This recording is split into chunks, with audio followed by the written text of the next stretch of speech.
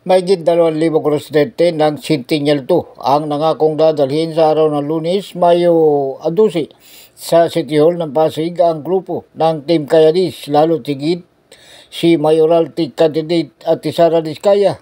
Ito'y matapos ang sinagawang huling caucus ng Team Kayadis na tila meeting di avance sa kapal ng tao sa Sitio Nagpayong, Barangay Pinagbuhatan sa lungsod. Samantala, kinantahan din ng kapatid na si Christine Reyes at Jessa Saragosa ang birthday celebrant na si 2nd District City Councilor Candidate Aramina Ala Marinis sa ginanap na caucus sa lugar.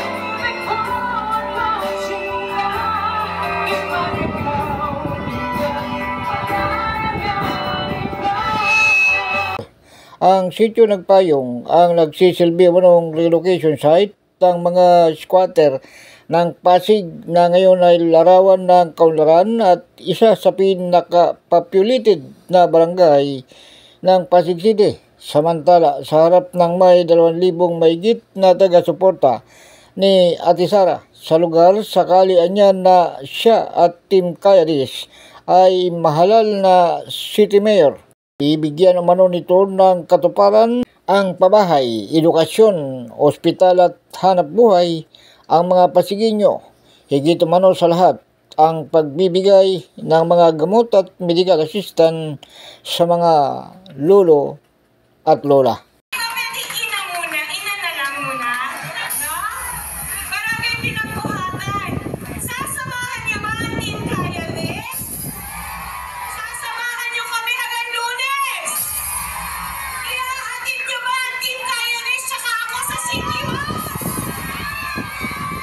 Ako si Edwin Moreno sa Kalawit News, una ka sa balita.